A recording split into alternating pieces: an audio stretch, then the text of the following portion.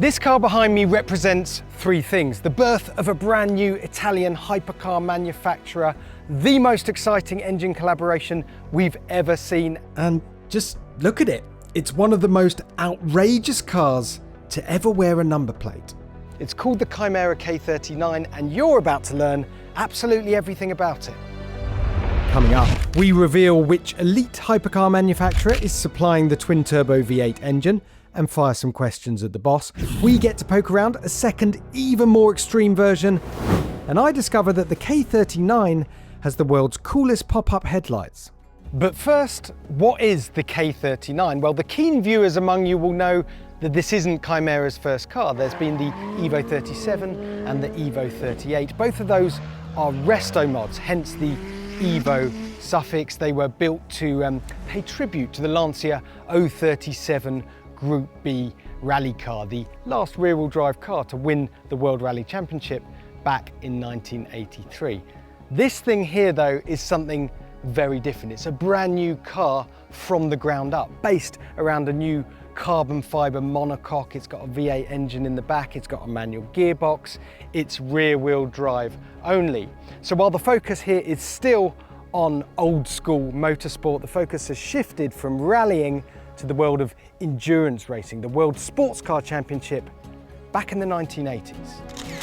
Specifically, the 1981 Lancia Beta Monte Carlo Turbo Group 5, which was the technical predecessor and engineering foundation for the Lancia 037 Group B rally car. Although the choice of a V8 engine, which we'll talk more about in a bit, is more of a nod to the Lancia LC2. Got all that? Excellent. Okay, so let's take a look at all the design details, shall we? Starting at the front end, where the family resemblance is immediately obvious to the Evo 37 and the Evo 38, with this kind of tribute Lancia front end. You've got the quad circular headlights and the kind of wide split grille in the middle.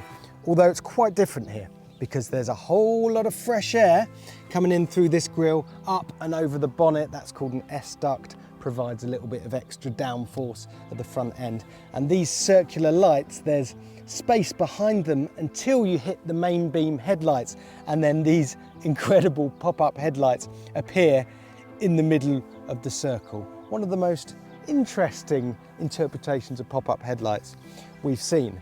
The front splitter, clearly much bigger, wider, protrudes more than it does on the Evo 37 and 38. Those cars, of course, are inspired by rallying, so they're more about ride height, toughness, oversteering everywhere. This car is about track performance, circuit performance, hardcore speed, and staying locked down to the road. Right, let's come down the side here.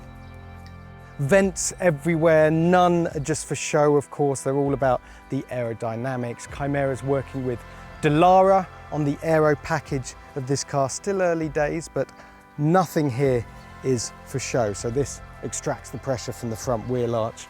And then when we come down the side of the car, you really see the sort of signature form of the K39, which is these enormous box arches at the front and the rear. Basically looks like there's a smaller car inside that's been swallowed by a slightly larger one. It's fantastic. Lots of vents. This one, intake for the engine, which is back there. You've got cooling for the brakes, cooling for the intercoolers, and this is a lovely little story here. This intake attached to the upright on the rear wing. This is a little nod to the Lancia Beta Monte Carlo, which was the endurance racer that this really takes its main inspiration from, and that had an intake on the wing here. This feeds the air, the oil intercooler as well. The wheels, by the way, 20-inch at the front, 21-inch at the rear, aluminium alloy. You've got Pirelli Trofeo RS tyres. Actually only steel brakes on here, although they are working on a carbon ceramic option, but I like steel brakes, keeping it old school. Right, let's come around the back. Oh, before we get there, this is significant. Remind you of anything? See, I think this car might be the closest thing we've ever got to a modern interpretation of the Ferrari F40, right? We've got a boosty V8 engine, we've got a manual gearbox. The styling isn't a million miles off, and you've even got the 4 slats in the rear flank. Now, the CEO of the company, Luca Betti, is, by his own admission, a die-hard Ferrari F40 fan, and it shows.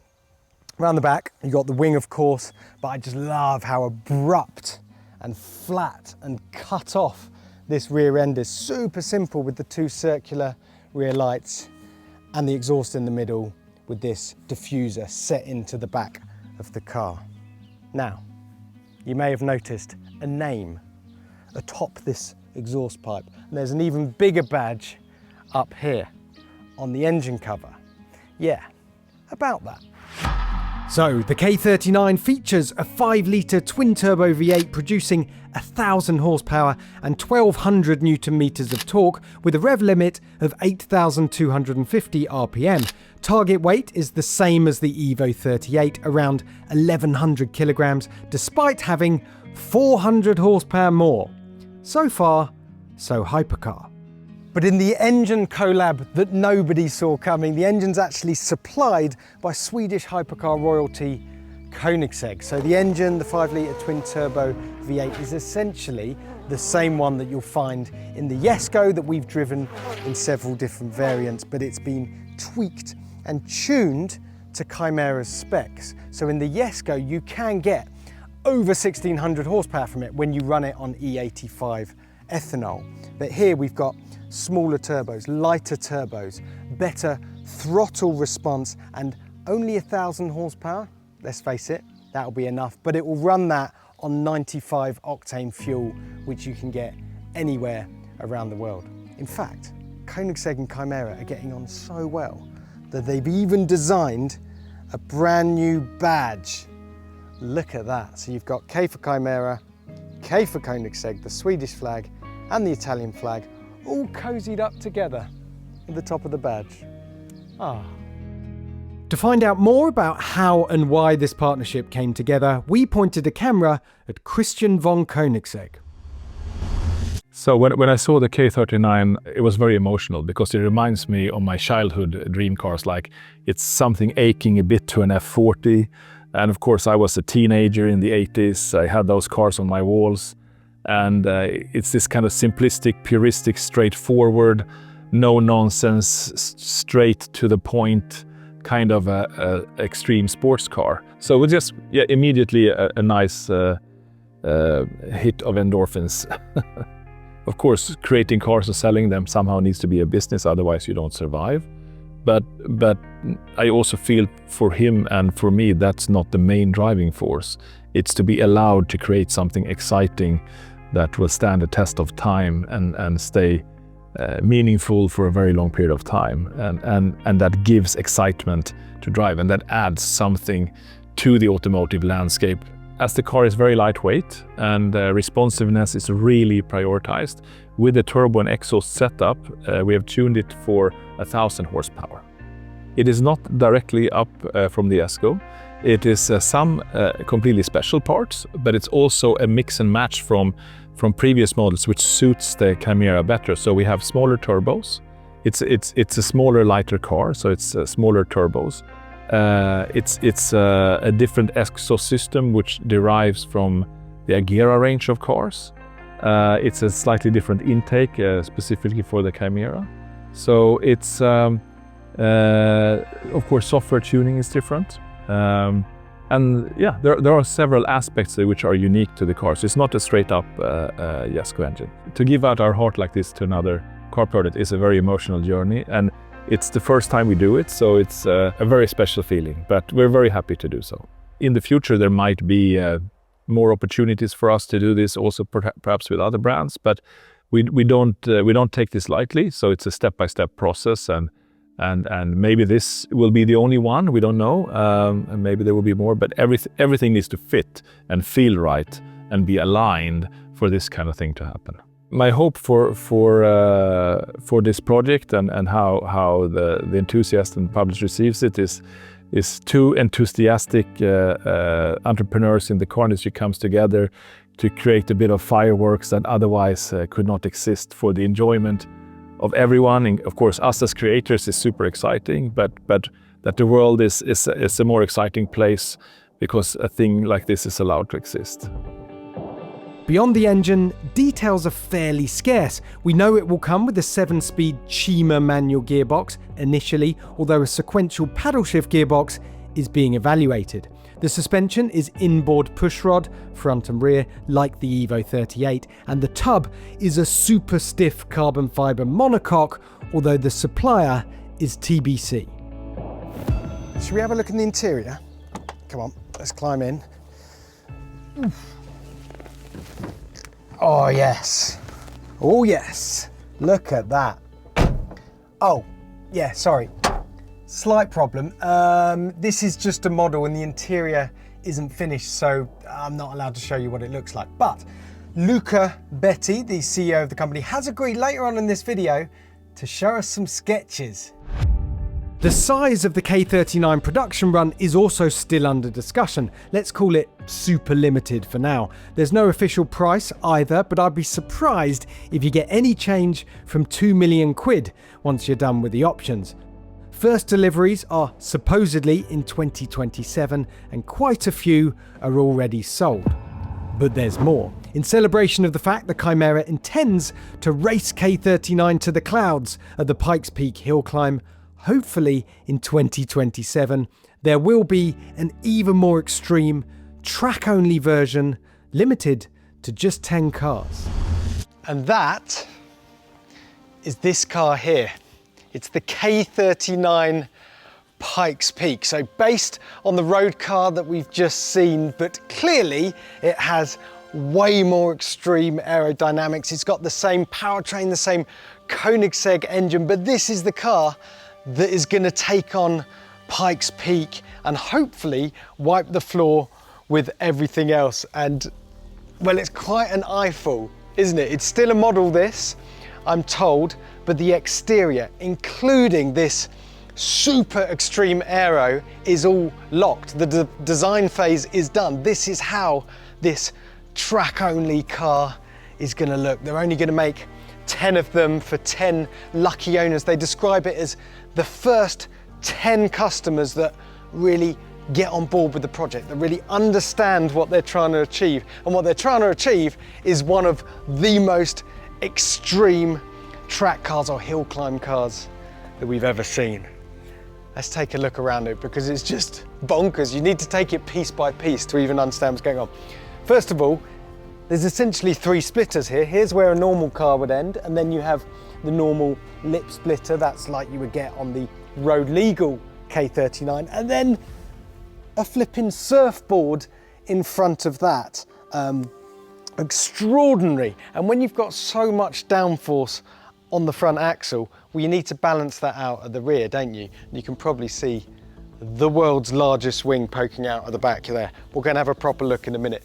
But if you come down the side of the car, similar vents and S-ducts and pressure releasing vanes here that you get on the road car, but everything is just swollen in size. It's just grown by a healthy percentage. These fins that direct the air down the side of the car, they just protrude that bit more. On the top of the car here, you'll see an intake for the engine, a roof scoop, a ram air intake. You don't get that on the road legal version, emblazoned with powered by Koenigsegg. I still can't quite get over how cool it looks to have the Koenigsegg logo and the Koenigsegg name on a Kimera. It's like the ultimate sort of fashion collab. And I've been putting it off, but come on, let's come around the back and look at the most extreme rear end I've seen ever. I mean, look at this wing. It's absolutely bonkers, not constrained by any legislation or road legality. It's just free to be as big and stupid as it possibly can be and to give as much downforce to this car, all right? So look, top mounted wing. Look at these struts themselves. I've never seen any that big. This sort of dual plane rear wing that flows into the largest side plates I've ever seen. You've got to come all the way around the back because the diffuser here poking out the back, again, it's enormous. Looks like the car's had some sort of terrible prolapse, but that is what extreme aero looks like. We know this thing is going to be light. they're aiming for 1,100 kilograms. This Pikes Peak version will probably be even lighter. We know it's going to have 1,000 horsepower of Koenigsegg V8 hiding under that engine cover down there.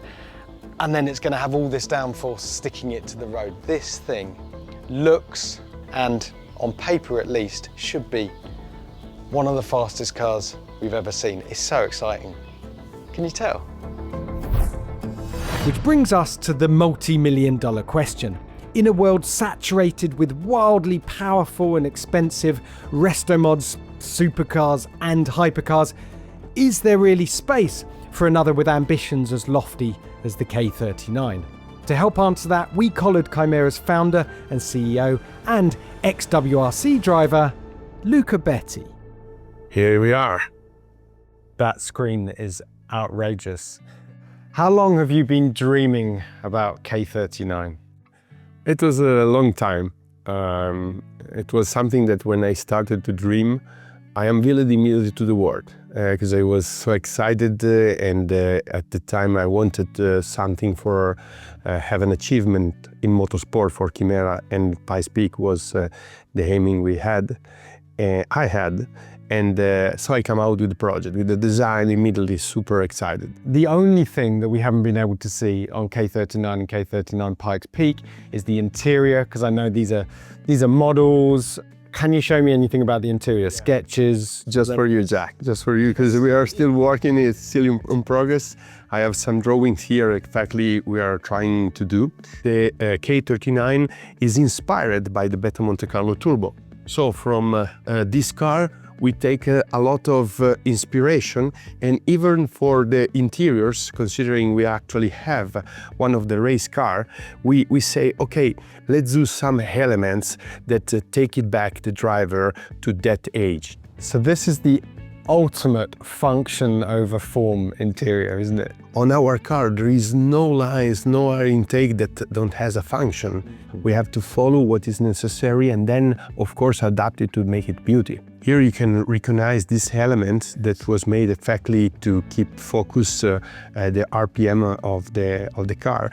I think that effectively when you talk about the hypercar world, you talk about the three main actors, and for sure Christian, Koenigsegg, Pagani and Bugatti are the top three, the podium of this world.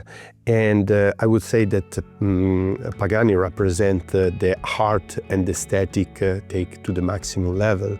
Koenigsegg is the innovation and Bugatti is the luxury in total. I would say that Kimera is looking to be the motorsport side of this world. I would like is something that I'm looking for. I want to give a car to the world that represents still a connection with something true that, in my opinion, in the supercar and hypercar world is a little lost. This smell of fuel, this kind of materials and feelings to be in a 70s, 80s car, real car. All right, well, last question. Excuse the Pikes Peak pun, but it feels like once you bring the K39 to production, it's like you've reached the top of the mountain. You've made this bespoke from the ground up, all new hypercar with this amazing engine. Where do you go from K39? No, Jack, the best is still to come. You know, of course, K39 will be something special. But I would say even all the communication of Kimera is continuing to work on a message that you have to believe in your dreams and fight and work to achieve them. So you have many more ideas up your sleeve. Boof, I don't sleep the night.